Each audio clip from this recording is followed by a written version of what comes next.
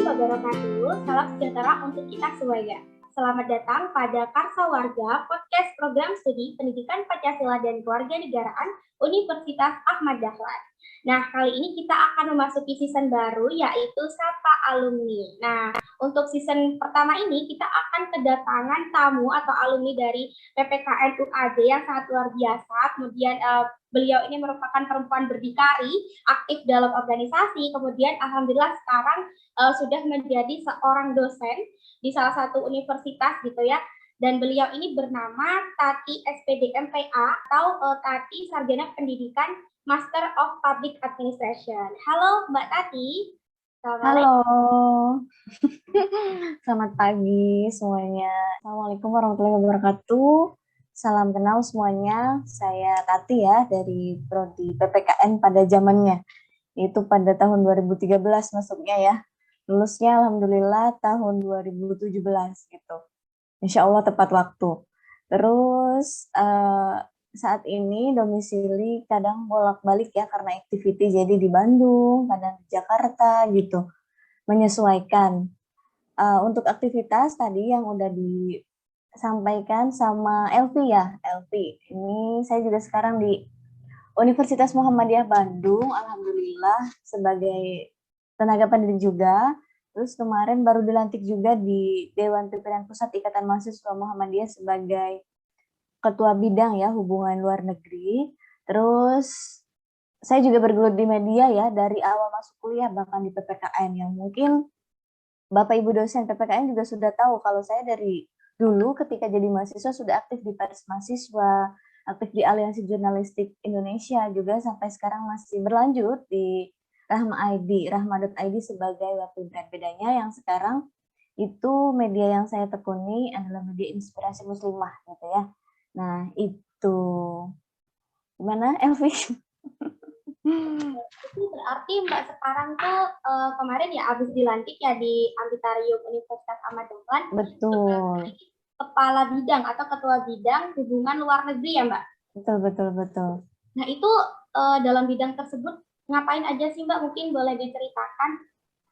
Oke, jadi kalau hubungan luar negeri itu bukan ini ya, tidak ada. Kalau misalnya di MM itu kita ada tingkatan komisariat, ibaratnya kalau di struktur pemerintahan kan ada tingkatan desa gitu ya, terus ada tingkatan cabang, misalnya tingkatan kecamatan, terus kalau misalnya tingkatan daerah itu tingkatan wilayah gitu ya. Nah baru kemudian kalau di pusat itu berarti tingkatan nasional. Jadi tidak serta-merta kita langsung di DPP nih misalnya, kita juga harus melalui fase di komisariat, cabang, daerah, sampai ke DPP. Yang kalau bidang hubungan luar negeri itu nggak ada di DPP ya, nggak ada di DPD gitu, adanya di DPP. Nah, ngapain aja sih apa aja sih yang kemudian biasa dilakukan di bidang hubungan luar negeri? Kita ada nanti lembaga kemitraan internasional, di mana kita akan mengincludekan ya, menggabungkan gitu lulusan-lulusan luar negeri. Terus kemudian kita juga akan meng-create atau mencoba membangun nih, bagaimana sih mendapatkan beasiswa luar negeri melalui English Scholarship dan seterusnya itu juga. Terus yang memungkinkan juga biasanya kita membangun atau mengadakan semacam pertemuan misalnya mahasiswa atau pemuda Asia Pasifik atau ASEAN dan seterusnya, itu yang akan dibangun untuk hubungan luar negeri. Jadi tidak lagi mengurusi daerah, cabang, komsat ya, tapi sudah memikirkan eksternal gitu. Jadi yang eksternal itu tugas bidang hubungan luar negeri. Itu. Berarti kalau permasalahan eksternal itu ada nggak sih Mbak IMM dari luar negeri yang sekarang udah di luar negeri gitu? IMM yang sudah dibangun di luar negeri maksudnya? Oke, banyak ya. Jadi ada pimpinan cabang IMM di luar negeri itu 7. Salah satunya di Aussie, Malaysia juga sudah ada. Nah, itu kita tinggal connectingkan mereka. Itu juga secara moral tetap tanggung jawab bidang luar negeri gitu. Jadi ada. Karena kan itu luar negeri ya Mbak, jadi lebih kepada eksternal. Berarti kalau internalnya sendiri itu nggak ngapa-ngapain atau ada tugas lain nih Mbak di internal? Banyak dong. Apalagi MM kan sebagai organisasi gerakan dan organisasi kemahasiswaan ya. Nah, Ya. itu yang jadi tanggung jawab kader MM yang di tingkatan DPP dan kader MM seluruh Indonesia tentunya. Jadi nggak cuma hanya sekedar nggak hanya sekedar misalnya ya udah di organisasi ikut nama gitu ya, jangan. Terus kan sebelum Mbak ke DPP, kan itu tadi Mbak bilang ke komisariat, lalu ke PC, kemudian ke DPD. Nah, boleh dong Mbak diceritain gitu dari komsat mana, kemudian PC mana, terus kok bisa sampai ke DPP? Progres sampai ke DPP itu seperti apa Mbak? Boleh diceritakan mungkin? Oke, dulu karena prodi PPKN itu komisariatnya pendidikan bahasa PB2 ya, namanya komisariat PB2 UAD. Nah, maka saya masuk di komisariat situ. Jadi PB2, kalau P itu PPKN, B itu bahasa B2-nya ya, bahasa Indonesia saya sama bahasa Inggris. Nah, itu dulu di Komsat. Terus ketika di cabang eh, saya Jasman Alkindi ya, cabang Jasman Alkindi namanya Kota Yogyakarta. Terus DPD ya DPD Daerah Istimewa Yogyakarta. Dimana kalau saya kemarin pernah bikin cuitan ya, kok saya dilantik dari tingkatan komisariat, cabang, DPD, sampai kemudian di tataran pusat ini di UAD terus gitu. Kayak sebagai alumni UAD ya, jadi memang mungkin rezekinya gitu. Nah, terkait dengan perjalanan nih teman-teman, alumni, terus kemudian yang mendengarkan juga nantinya. Nah, dalam proses perjalanan organisasi tentu kita tidak pernah lepas dari circle politik, apalagi kalau ini tingkatan nasional ya teman-teman. Jadi nggak mudah sebenarnya. Terlebih banyak peminat, terlebih banyak yang ingin, terlebih daerah-daerah seluruh Indonesia yang jumlahnya 34 provinsi gitu ya. Dari total sekian daerah dan kader yang kemudian ingin berkiprah di tingkatan pusat, terus kemarin di proses pemilihan, jadi sebelum sebelum jadi ketua bidang ya, sebelum masuk ke dalam struktural kan ada pemilihan calon formatur yang di situ jatahnya hanya 12 kader gitu. Nah, saya termasuk di dalamnya dan saya urutan ke-6 gitu ya. Nah, itu kan tidak mudah gitu. Dalam perjalanannya yang bisa saya kaitkan dengan apa yang dulu saya dapatkan ketika kuliah di PPKN ya. Ini kaitannya dengan etika kewarganegaraan, etika civil society juga ya. Karena kita kan sebagai civil society nih gitu. Kita sebagai warga negara. Tidak ada yang tidak mungkin ketika dalam berproses, berdinamika dan berorganisasi kita mengutamakan etika. Yang sederhananya kita bisa maknai sebagai attitude ya. Nah, termasuk ya dalam konsep religiusitas dan seterusnya kita juga combine-kan itu. Bagaimana sih kemudian kita membangun interaksi yang komunikatif dengan banyak orang, banyak teman-teman di banyak daerah ya. Attitude ini bukan kemudian misalnya lebih lebih apa ya merendahkan harga diri, enggak. Terus kemudian juga bukan yang kemudian meninggikan sombong dan seterusnya, enggak. Jadi bagaimana sih kita beretitude secara, kalau dalam Muhammadiyah itu istilahnya secara moderasi gitu, secara wasatiyah. Attitude kita harus seperti itu untuk kemudian kita bisa goals secara ini ya, secara keinginan ya. Bahkan kalau kemudian kemarin saya tidak di DPP pun sebenarnya tidak masalah gitu. Banyak jalan lah ya untuk kemudian kita bisa mengembangkan potensi kita, bisa mengembangkan diri dan karir kita. Nah, jadi kompleks ya tadi saya mengkombinkan bagaimana prinsip moderasi dan wasatiyah Muhammadiyah, juga etika kewarganegaraan yang sempat dan sering saya dapatkan ketika saya kuliah gitu, dan itu saya coba praktikkan untuk prinsip diri untuk berorganisasi. Itu yang membedakan kita dengan mungkin pengurus atau pimpinan lainnya gitu ya dalam ber-IMM, atau teman-teman yang organisasi di luar IMM juga kadang kan perlu mengutamakan dan mengedepankan persoalan etika, karena first impression orang ke kita tuh dari etika kita gitu ya. Nah itu teman-teman. Ya enggak El? Gimana El? Ya nih, Mbak, kan berarti berhubungan dengan etika sama politik ya, Mbak ya. Itu sangat berbanding lurus ya dengan program studi Mbak dulu waktu S1 yaitu PPKN. Nah, selama ini apakah Mbak S1 itu, PPKN itu apakah berdampak pada keorganisasiannya Mbak gitu mungkin? Of course dong, jelas ya. Jadi tetap ada dampaknya, utamanya masalah etika tadi gitu. Dimana kalau kita bicara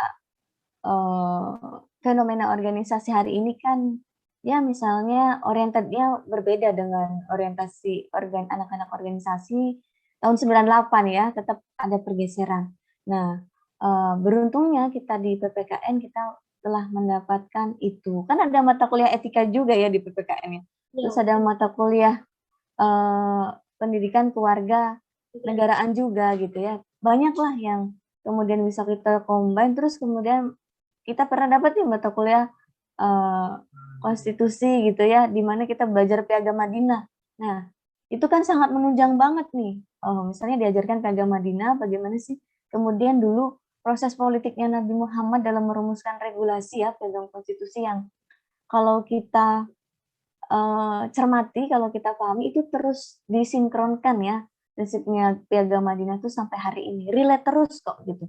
Jadi para perumus kebijakan itu, policy maker itu kan ya harus melihat bagaimana sih, harus melihat, membaca ya, dan menganalisis ya, mengkombinkan bagaimana sih kemudian bisa Piagam Madinah itu bisa tetap dimasukkan di dalam regulasi sekarang gitu. Jadi banyak banget yang relate ya dari materi yang saya dapatkan di PPKN gitu. Semuanya masuk. Jadi memang betul ya Mbak S1 itu di PPKN, kemudian di public administrasi, di S2-nya, sekarang di organisasi. Public speaking-nya kebentuk, administrasinya juga kebentuk, untuk ilmu politiknya, kewarganegaraannya juga kebentuk di sana. Lalu kemudian pada waktu S1 nih Mbak kan di PPKN UAD tuh, dan notabene dulu kan PPKN UAD masih UAD sendiri lah, UAD sendiri belum sebagus sekarang ya universitasnya gitu. Nah, pengalamannya Mbak dulu waktu kuliah itu seperti apa? Mungkin organisasi yang pernah diikuti, yang juga menunjang Mbak sampai sekarang gitu ya, biar teman-teman yang mendengarkan pada kali ini itu yakin bahwasanya wah kita itu ikut organisasi juga bisa loh berprestasi sampai sekarang gitu Mbak. Oke, dulu saya di PES Mahasiswa Poros, bahkan kalau waktu di UAD itu saya juga jadi Menteri Kajian Strategis ya, masuk BEM gitu. Terus untuk apa namanya, saat kalau prestasi lainnya mungkin ketika lulus ya, saya di bulan periode wisuda November, tapi alhamdulillah dari prodi saya peringkat tertinggi gitu ya untuk IPK gitu. Walaupun mungkin ini ya teman-teman, jadi peringkat tertinggi untuk IPK alhamdulillah, walaupun jadi semacam kok kayaknya nggak mungkin, orang saya beberapa kali izin kegiatan organisasi gitu ya. Kadang ke Malang, kadang ke misalnya Ciputat, Jakarta, pokoknya kemana-mana lah gitu kan, nggak kuliah 14 kali pertemuan gitu. Beberapa kali kan izin gitu. Nah kok bisa gitu tetap dapat IPK tertinggi gitu. Nah kan kadang yang jadi pertanyaan seperti itu gitu ya. Nah mungkin ini kebantu, jadi sebenarnya PPKN, mahasiswa PPKN yang ikut berorganisasi itu relate banget. Apa yang kita dapatkan di organisasi itu, skill lainnya kita dapatkan di prodi PPKN, kita terapkan di organisasi gitu. Itu keberuntungan saya masuk prodi PPKN ya gitu. Kok relate banget dengan prodi saya gitu. Seperti misalnya ketika kita membahas isu di dulu di BEM ya, isu ketika misalnya di MM, isu-isu pemerintahan dan seterusnya, itu kan juga kita sudah dapatkan di PPKN secara struktur pemerintahan, infrastruktur misalnya seperti itu. Nah itu plusnya ya. Terus itu ya teman-teman ya, kalau kita bicara ya kita harus beruntung gitu. Terus ketika misalnya kita tadi lagi-lagi ya, karena kan kalau ber-IMM itu yang penting adalah perjuangan kita gitu. Bagaimana sih kita mengedepankan keikhlasan dalam berorganisasi kan tidak mudah ya teman-teman. Dan itu kita dapatkan, kita latih bagaimana menjadi pribadi yang lebih ikhlas, menjadi pribadi yang lebih mengutamakan perjuangan, bukan misalnya karir, bukan kemudian akses jaringan, bukan gitu ya. Tapi kita buktikan dulu, kontribusi dulu secara lebih real gitu. Nah itu poinnya. Yang penting kontribusimu dulu, perjuanganmu dulu, keikhlasanmu dulu, ketulusan niatmu dulu, baru kemudian lain-lainnya itu rezeki gitu ya. Misalnya akses, relasi, dan seterusnya posisi itu rezeki gitu. Bukan yang dikedepankan posisinya, bukan gitu. Nah itu, jadi niat kita juga ya menentukan ya terkait dengan karir kita, apalagi nih teman-teman yang masih muda gitu. Penting banget. Dan kemudian dengan Kan ada dulu ada mata kuliah moral juga ya di PPKN, pendidikan moral, pendidikan nilai moral dan Pancasila. ya, kemudian dengan keikhlasannya Mbak itu sekarang membawa Mbak menjadi salah satu pengurus di DPP IMM. Gitu ya. Betul. Bahkan IMM-nya tuh udah pusat, udah nasional gitu. Di Kabit lagi ya Mbak ya, dan kemarin juga sempat terpilih menjadi salah satu formatur. Dan itu menurut saya sangat sulit ya Mbak untuk menjadi seorang formatur bahkan nasional. Nasional kan berarti Ya. itu meliputi. Iya itu pertama kali tuh Nah, ada yang masuk.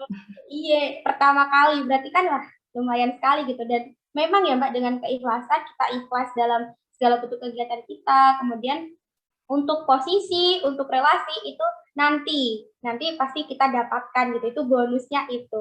Nah, Mbak ini kan udah di DPP IMM ya. Terus juga menjadi seorang dosen sekarang. Nah, cara membagi waktunya itu seperti apa nih Mbak dari Mbak Tati sendiri? Oke. Manajemen waktu ya. Jadi walaupun yang penting kita identify kelemahan kita, identify terus apalagi kemampuan kita, kelebihan kita. Jadi misalnya kadang saya kalau terlalu diam itu gabut gitu ya. Apa sih gabut tuh bahasa Indonesia?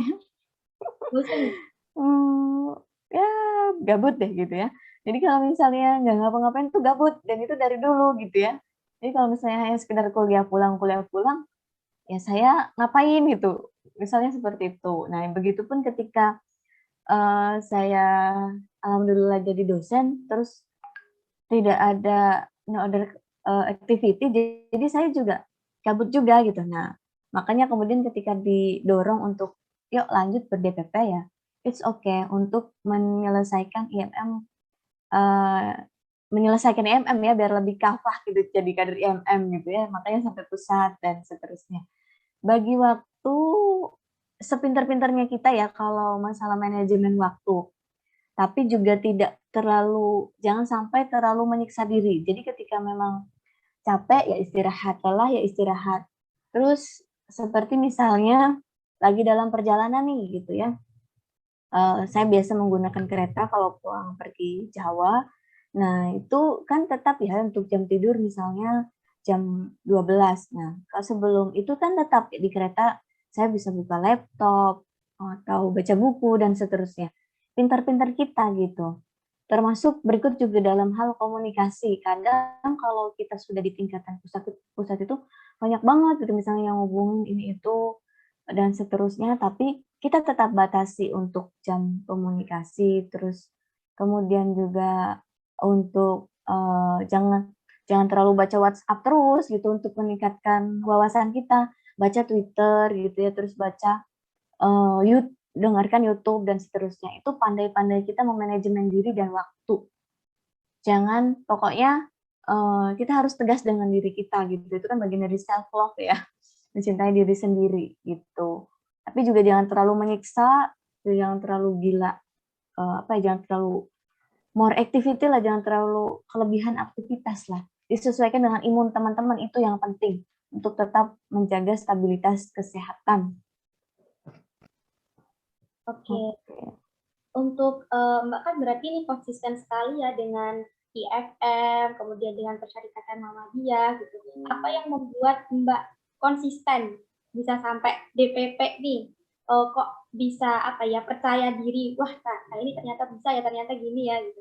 Apa sih yang membuat Mbak konsisten seperti itu, konsisten untuk menghidupi salah satu ortom di Muhammadiyah gitu, dan bahkan sekarang Mbak juga menjadi dosen di salah satu Universitas Muhammadiyah di Bandung gitu ya Mbak. Apa yang membuat Mbak sampai konsisten gitu?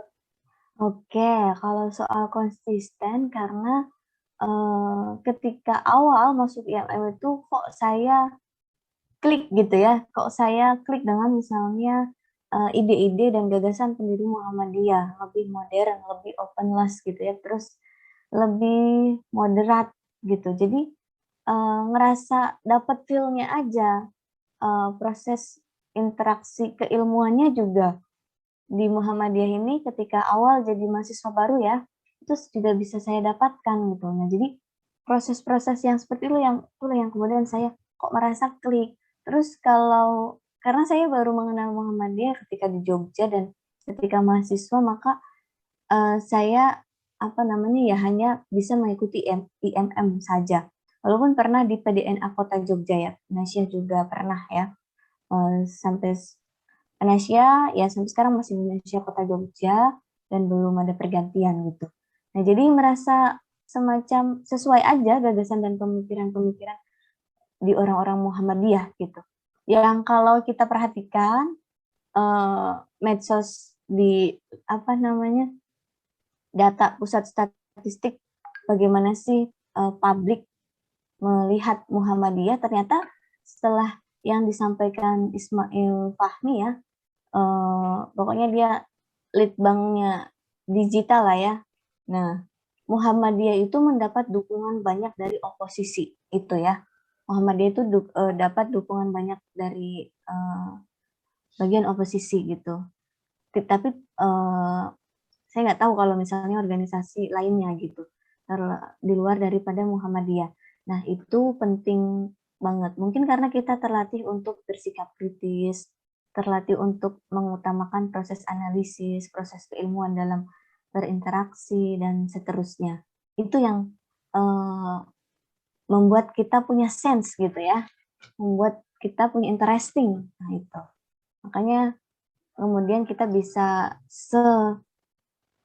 berlanjut ini gitu untuk mengikuti dan mengikrarkan diri yang kita harus menjadi kader IMM yang kafah gitu ya. Cie kafah.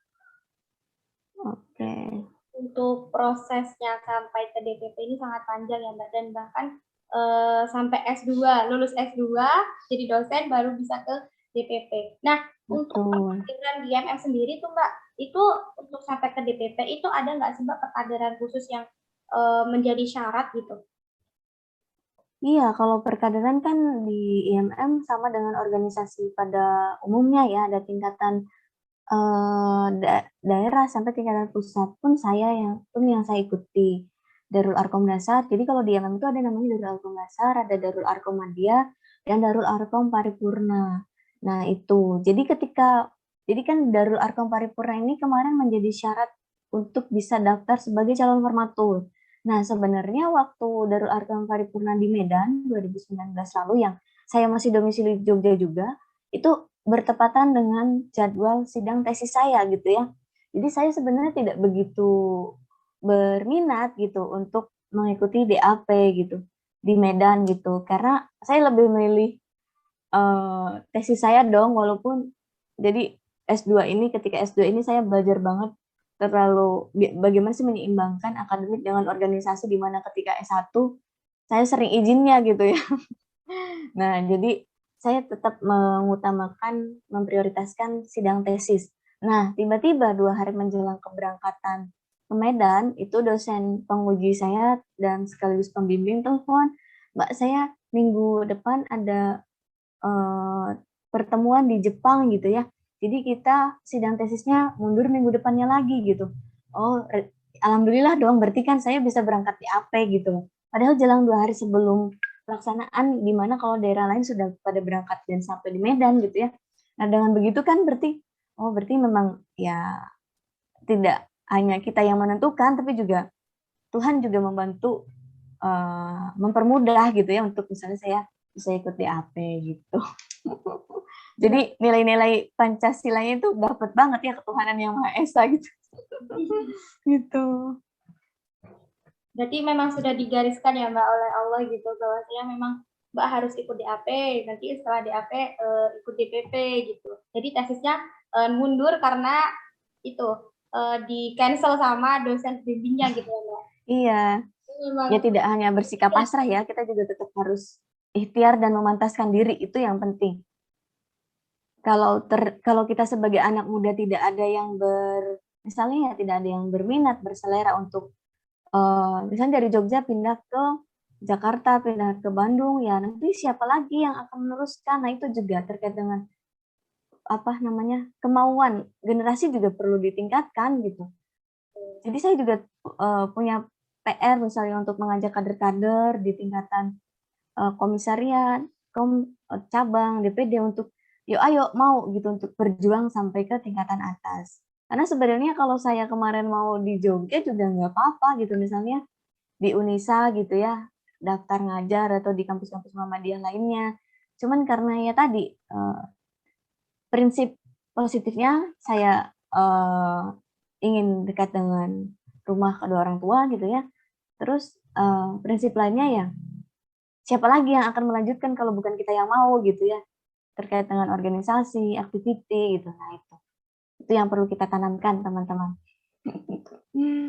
betul, apalagi Mbak juga kan di luar menjadi dosen gitu ya. Biasanya saya itu melihat pamflet-pamfletnya Mbak itu menjadi seorang pemateri feminisme gitu ya. Dimana feminisme itu kan lebih kepada keilmuan tentang perempuan, gimana caranya kita agar bisa maju sebagai seorang perempuan gitu. Dan sekarang alhamdulillah Mbak Tati ini membuktikan bahwasanya saya ini perempuan tapi bisa loh menjadi seorang DPP gitu. Kamu juga pasti bisa gitu ya Mbak ya. Lalu Iya kemudian dong. iya, lalu kemudian kan Mbak ini kan S2 ya, S2 di Public Administrasi. Nah, itu di mana Mbak, kalau boleh tahu? Di UGM ya, alhamdulillah. Di Universitas Gadjah Mada, jurusannya manajemen dan kebijakan publik, tapi titelnya sama MPA, Master of Public Administration. Jadi ini juga unik juga. Jadi ketika saya selesai S1 nih, itu 2017 tanggal 23. Pokoknya ijazah keluarnya di tanggal tertulis di ijazah tanggal sekian gitu. Nah, 2 minggu setelahnya saya alhamdulillah ternyata sudah bisa bekerja di Bawaslu Kabupaten Sleman. Itu. Jadi rezeki juga ya kalau menurut saya itu. Terus setelah itu jadi saya kan jeda 1 semester. Ceritanya dulu saya hanya sekedar uh, ya padahal targetnya pengen kuliah di luar negeri. Cuman karena S2 saya karena waktu itu saya sambil bekerja dan sudah bisa apa namanya ya alhamdulillah ya bisa membantu kadang orang tua gitu ya.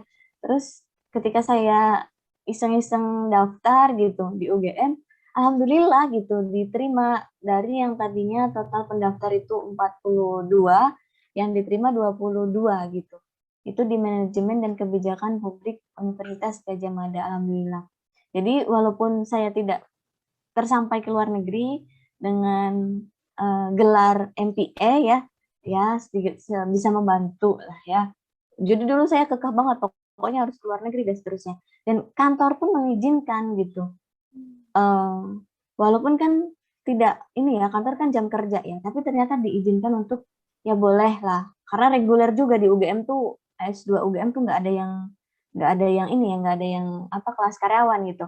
Dan itu juga diizinkan ternyata oleh kepala sekretariat. Jadi kalau misalnya siang kalau ke kampus boleh gitu ya. Nah itu jadi ya alhamdulillah gitu ya dalam perjalanannya. Yang penting tadi gitu kita berbuat baik aja ke semua orang, menghargai semua orang gitu. Dan itu kan bagian dari implementasi nilai-nilai yang kita dapatkan juga dalam proses menempuh di pendidikan Pancasila dan Kewarganegaraan. Ketika mungkin satu lagi mata kuliah perkembangan peserta didik tuh yang mungkin kita dapatkan ketika kuliah. Jadi kita memahami, mengidentifikasi dan bisa apa ya berlaku ke orang itu sebagaimana karakter mereka gitu. Jadi peer to peer-nya itu kita dapatkan juga gitu kan kader setiap daerah itu beragam. Terus kemudian senior-senior juga beragam. Perlakuan kita juga ke mereka jadi disesuaikan dengan karakter mereka. Jadi kita jadi pribadi yang adaptif dan flexibility gitu, fleksibel gitu ya. Itu juga ya dari apa yang kita dapatkan di PPKN teman-teman. Kalau teman-teman menghayati secara betul ya, karena itu cuma kita dapatkan di program studi pendidikan, termasuk ketika dalam hal kita menjadi fasilitator atau menjadi trainer gitu ya, atau menjadi pembicara. Itu kita tidak dapat, itu tidak saya dapatkan di manajemen dan kebijakan publik. Saya hanya dapatkan di PPKN, di mana kalau manajemen dan kebijakan publik kan ya seputar apa ya, seputar administrasi negara, pemerintahan, teorisasi gitu ya, dan seterusnya. Etikanya tidak ada, persoalan-persoalan yang lebih moralnya itu saya hanya dapatkan di PKN gitu ya. Jadi balance lah ya. Diperkuat dulu untuk basic dasar, diperkuat dulu attitude-nya, moral kitanya, orientasi kitanya, niat kitanya, baru ketika S2 kita pertajam teori-teori kita gitu ya, keilmuan kita. Gitu. Oke, kalau mendengar dari ceritanya Mbak Tati tuh mulus aja ya Mbak, kehidupannya enak aja gitu. Nah, ada nggak sih Mbak hal-hal yang mungkin susah pada waktu itu, susah mau ke sana, mau ke sini, susah juga di organisasi, kemudian tapi ada kan Mbak hal-hal yang atau part-part atau bagian-bagian dari hidup kita yang membuat kita down dan lain sebagainya. Nah, itu gimana sih Mbak cara Mbak untuk mengatasi itu gitu? Pasti ada lah ya. Jadi sama kayak misalnya kita nonton sinetron, film, kok kelihatannya artis ini mulus terus gitu ya karirnya ya. Nah, tapi kan setiap person, setiap orang tetap punya kelemahan dan kendala atau mungkin hambatannya masing-masing gitu. Nah, itu juga kita harus identify dan jangan sampai kita terlalu misalnya nih, terlalu boleh sedih. Kan itu juga bagian dari ekspresif, dan ekspresif emosional itu penting untuk kesehatan psikologis ya. Nah, boleh gitu. Cuman ada waktunya, ada batasnya, dan kita harus tahu juga cara mengatasinya gitu. Jadi misalnya ada yang dengan jalan-jalan selesai kesedihannya ada gitu. Ada yang kemudian dengan apa ya, ngobrol sama orang jadi berkurang kesedihan kita ada gitu. Nah, biasanya anak-anak organisasi itu kayak gitu. Cara dia mengurangi ke hambatan-hambatan mereka atau cara mereka mengurangi kesedihan-kesedihan, kegalauan mereka tuh dengan ngobrol dengan orang yang lain atau mengikuti webinar. Pokoknya menyibukkan diri itu juga bagian dari meminimalisir kesedihan kita gitu. Itu ya fakta ya. Pokoknya ngikutin webinar, ngikutin Zoom, ikut acara kemana, itu juga strategi mengurangi kesedihan kita. Biasanya seperti itu. Terus apa lagi ya? Manajemen diri juga ya tadi ya penting ya teman-teman ya. Gitu. Karena memang udah ikut organisasi ya Mbak ya, Mbak juga di perkuliahan juga ikut organisasi FM, lalu juga tadi Poros, jadi memang udah terbentuk dari sana, dan bagaimana cara kita Terlatih. terlatih untuk bisa memanage diri, memanage waktu, mana yang lebih penting didahulukan, dan lain sebagainya gitu. Nah, kemudian untuk menjadi dosennya sendiri nih Mbak, nah saya pengen tahu nih, kok bisa kemarin bisa sampai ke UMB ya Mbak, berarti Universitas UM Bandung.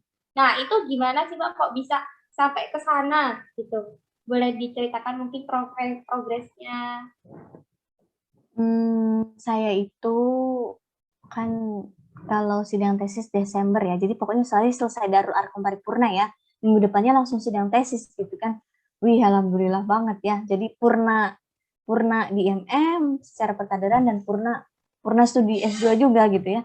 Nah itu jadi eh, 2000 Desember 2019. Terus sambil nunggu ijazah yang akhirnya terbitnya April dan dikirimkan 2000 berapa tuh? Ijazah 2020 bulan April ya. Nah, tapi 2019 itu juga ternyata saya diajak join di mediarahma.id, di mana yang merintis adalah Kak Ulfa Mawardi, itu staf sus Kemen PPA, terus Burita Pranawati, komisioner KPAI, yang juga wakil ketua, dan Mbak Dia Puspitari di Jakarta. Terus kemudian di Bandung, beberapa kampus coba saya apply. Nah, alhamdulillah yang kemudian mengundang terlebih dahulu untuk proses wawancara ya, dan penugasan itu di UM Bandung. Jadi sebenarnya pas saya daftar tuh kalau di Walau mungkin sebagian orang memandang ya karena kader Muhammadiyah gitu ya, maka di kampus Muhammadiyah gampang masuknya gitu ya, kan kadang kayak gitu ya pandangan orang. Tapi nggak serta-merta dong, kita harus tetap mempertimbangkan priority, kompetensi, capacity gitu ya, dan seterusnya. Nah, itu. Jadi saya juga kebetulan ada 3 orang yang mendaftar juga waktu di UM Bandung. Ketika wawancara, itu 3 orang gitu. Nah, ya setelah wawancara dikasih penugasan untuk membuat jurnal, dan proses tes lainnya, alhamdulillah saya yang kemudian dipanggil gitu. Nah itu, jadi jangan menggampangkan sesuatu misalnya hanya karena kita kader IMM atau kader Muhammadiyah, terus bisa semudah itu untuk bisa masuk Muhammadiyah.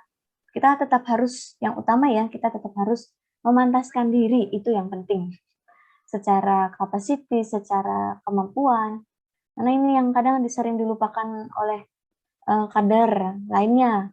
Ya udah gampang gitu masuk Muhammadiyah mah, nggak semudah itu gitu ya. Nah, itu. Jadi tetap harus, yang utama adalah meningkatkan kepantasan kita lah untuk misalnya kalau menjadi seorang dosen gimana, capacity building-nya ya, menjadi seorang aktivis juga gimana, kemampuan interaksi dan komunikatifnya ke relasi, ke senior, ke silaturahmi yang lain, dan seterusnya. Itu penting banget. Memantaskan diri. Ya, berarti Gitu. gunanya relasi juga ya Mbak ya. Alhamdulillah. Jadi memang relasi itu ya teman-teman yang mendengarkan penting sekali ya, baik dalam hal mungkin kita mencari pekerjaan ataupun pada saat kita butuh apa-apa gitu ya Mbak. Kalau misalkan butuh informasi nih tentang suatu daerah gitu dan kita punya teman kenalan di daerah tersebut, pasti kita juga tanya ke orangnya, lebih tahu, lebih paham orang tersebut gitu. Jadi itu juga memudahkan kita dalam berbagai kegiatan gitu. Lalu kemudian saya pengen tahu soal kan Mbak ini jadi dosen ya Mbak ya. Itu dosennya itu mata kuliah apa atau di jurusan apa gitu Mbak? Karena titel saya MPA, Master of Public Administration, maka dosennya juga di S1 Administrasi Publik. Nah itu. Tapi tadi, yang penting ini ya, kita mengedepankan, mengutamakan silaturahmi, tapi jangan sampai terlalu tujuannya untuk karir, masa depan, dan seterusnya. Pokoknya terkait masa depan, kita harus merdeka secara pribadi juga. Kita harus, ya, kita masuk situ memang karena kompetensi kita, bukan karena relasi kita gitu. Kalau masalah relasi mah, karena untuk membangun silaturahmi itu terbuka banyak jalan misalnya. Akhirnya kita sering diminta ngisi ikut acara ini itu. Nah, yang mungkin belum yang lain ketahui juga ya, saya periode ini juga, tahun ini juga masuk di kepengurusan JPPR ya, Jaringan Pemilih, apa itu, Pemilih Rakyat ya pokoknya. Di tingkatan pusat, Kornas JPPR, di mana di situ ada proses edukasi bagi calon-calon penyelenggara pemilu, penyelenggara Bawaslu dan KPU ya, penyelenggara pemilu, di antaranya Bawaslu sama KPU.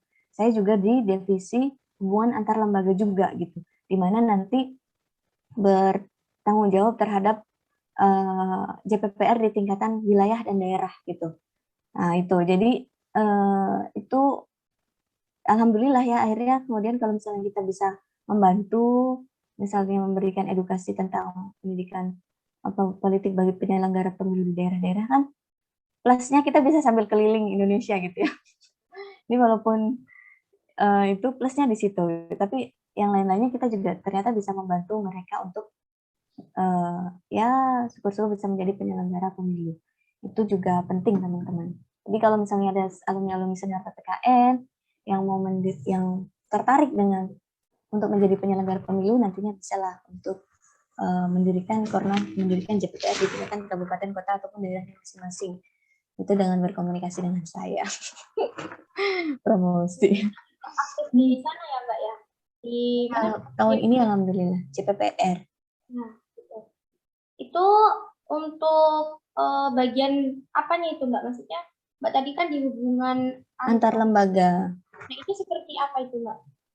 Jadi ya saya sama sih tupoksinya dengan yang saya geluti di IMM ya. Di situ pun saya juga memiliki tugas bagaimana sih membangun mitra dengan NGO global, NGO di luar CPPR gitu. Itu tetap jadi tanggung jawab saya. Berikut juga untuk masih terkait dengan internal, berarti saya juga bertanggung jawab untuk internal JPPR dalam hal kedaerahan kok.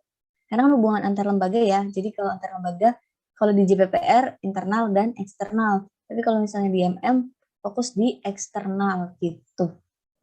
Tapi ya relate gitu tetap.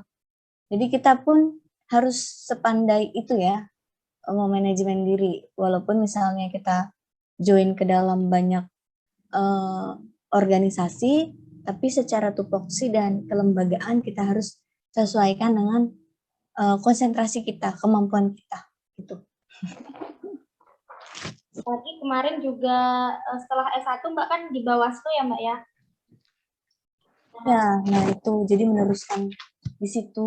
Walaupun kita tidak tahu ya ke depan karir kita jadi apa gitu, jadi siapa gitu ya.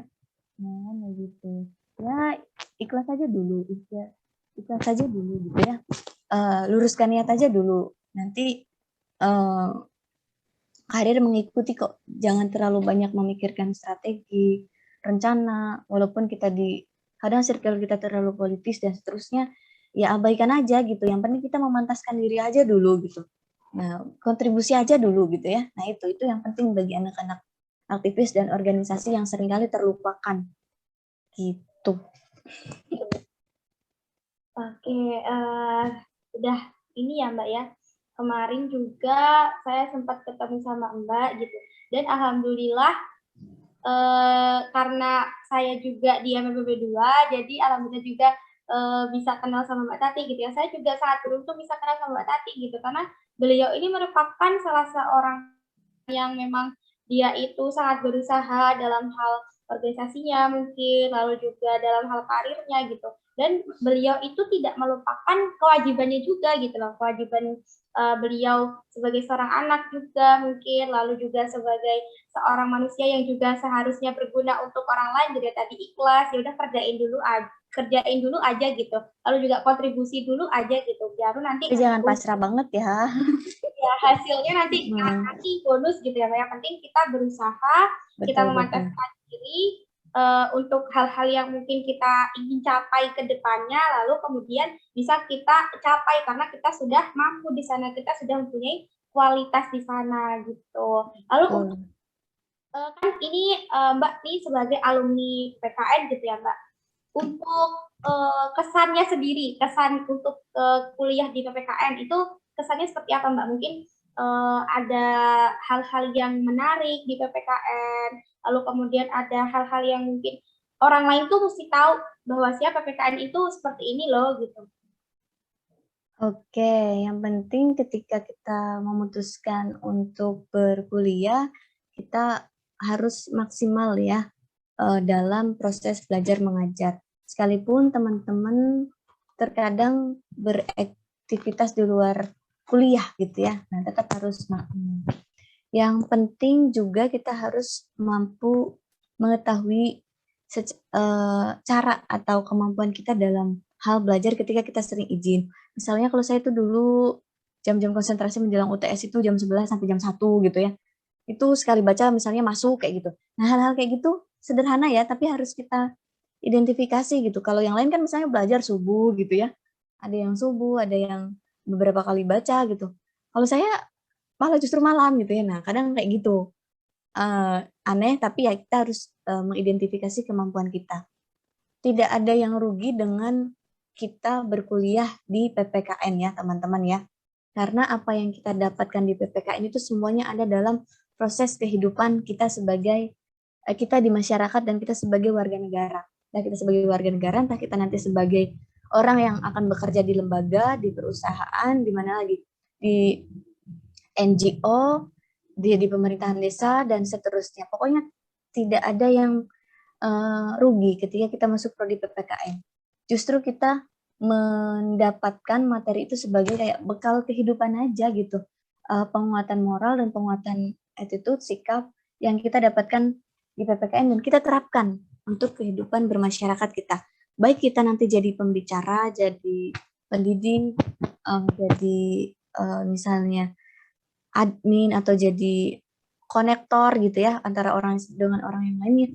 Itu juga ya secara moral saya dapatkan dari PKN ya teman-teman ya. Nah itu yang penting karena bagaimanapun kalau kata orang kan kuliah S1 tuh kita kuliah S1 di mana itu yang paling berkesan ya. Nah itu. Apalagi kalau teman-teman misalnya di usia remaja, bingung lagi pilih mana nih. Nah, walaupun dulu alasan saya masuk prodi PPKN tuh karena peminatnya sedikit tapi peluangnya banyak gitu ya. Ternyata saya telah membuktikan itu gitu ya. Peminatnya sedikit, peluangnya banyak. Dan alhamdulillah saya berpeluang menjadi formatur dan di MM juga terpilih gitu ya. Formatur DPP MM yang terpilih. Ya, salah satunya dengan kita sungguh-sungguh ketika belajar di perkuliahan dan kita tetap berbuat baik misalnya ke Bapak Ibu dosen dan seterusnya. Itu penting banget. Oke, betul. Boleh dong Mbak mungkin dikasih pesan nih untuk adik-adik kita atau untuk saya sendiri gitu ya. Saya juga masih seorang mahasiswa PKN atau mahasiswa yang aktif dalam organisasi juga gitu. Mungkin boleh dikasih pesan bagaimana cara kita untuk memposisikan diri sebagai seorang mahasiswa, sebagai seorang aktivis di organisasi, dan juga sebagai seorang anak juga gitu ya Mbak, yang berbakti kepada orang tua. Oke, pesan ya. Manajemen diri itu penting, memantaskan diri itu penting. Ya tadi ya, walaupun kadang kita tidak akan menemukan diri kita tanpa mencari jati diri kita secara sendiri dan mandiri. Jadi ketika ditanya apa sih yang kamu dapatkan di IMM gitu ya, kalau kita tidak melalui proses mencari itu sendiri, kita tidak akan mendapatkan apapun. Kita tidak akan bisa menjawab apapun gitu. Nah, maka teman-teman harus mencari itu secara sendiri dan mandiri di dalam organisasi manapun dan di dalam proses kuliah itu sekalipun gitu ya.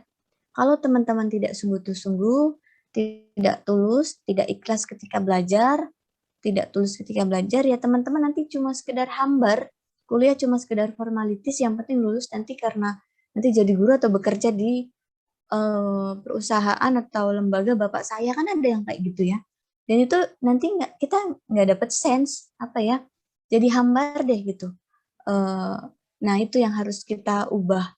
Kita harus meningkatkan usaha kita juga dengan memadukan konsep-konsep keilahian ya.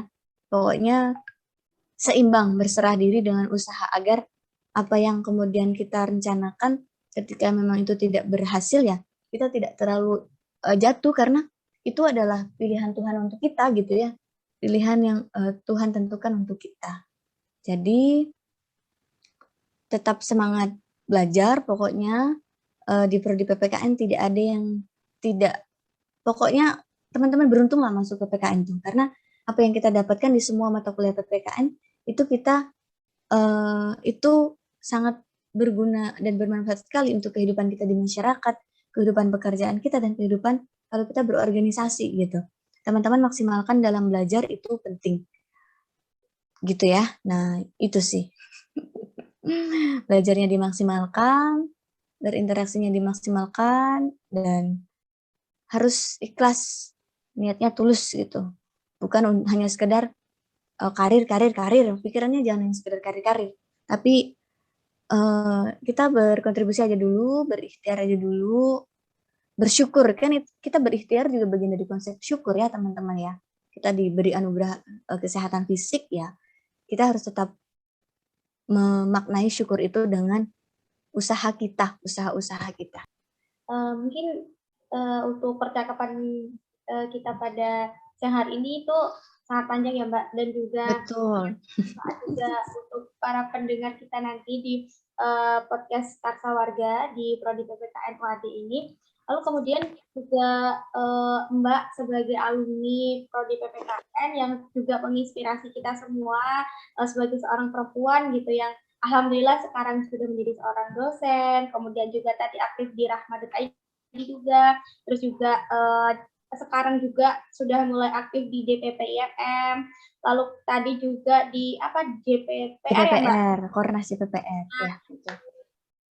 Itu juga aktif di sana gitu, dan itu bisa balance loh teman-teman semuanya pendengar yang setia gitu ya, itu bisa dijalani semua oleh Mbak Tati gitu. Jadi kita pun juga pasti bisa untuk menjalani itu gitu. Kalau misalkan kita itu ikhlas tadi ya, untuk kita itu mampu, kemudian kita itu berusaha untuk terus memantapkan diri, kita berusaha untuk terus belajar dan membangun relasi yang baik gitu ya. Walaupun mungkin dalam relasi itu ada orang-orang yang ingin menjatuhkan kita gitu, tapi itu tidak bisa membuat kita itu berhenti sampai situ aja gitu. Tapi kita bisa untuk membuktikan diri bahwa kita tuh bisa loh, walaupun kamu menjatuhkan saya mungkin nanti, tapi alhamdulillah sampai sekarang saya masih tetap berdiri di sini kayak gitu.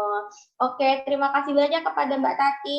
Di tengah-tengah kesibukannya Mbak Tati, alhamdulillah Mbak Tati ini bisa memprioritaskan kita nih, memprioritaskan podcast Karsa Warga ini, kita bisa sapa alumni gitu ya, kita bisa ngobrol santai seperti ini, alhamdulillah sekali, dan saya juga sangat beruntung bisa ngobrol sama Mbak Tati gitu. Oke, mungkin itu saja ya teman-teman pendengar pada podcast Karsa Warga season kali ini, dan season selanjutnya kita akan mendatangkan alumni Prodi PPKN yang luar biasa juga, dan alhamdulillah Mbak Tati ini sebagai pembuka season sapa alumni pertama gitu ya Mbak, dan juga sebagai pembuka, tapi juga sudah alhamdulillah udah luar biasa nih. Berarti besok-besok juga harus tetap luar biasa ya Pak. Oke, terima kasih teman-teman yang sudah mendengarkan. Jumpa lagi pada podcast selanjutnya, Karsa Warga selanjutnya di season Sapa Alumni. Itu saja, terima kasih. Bila bisa bidul haq, fastabiqul khairat. Wassalamualaikum warahmatullahi wabarakatuh.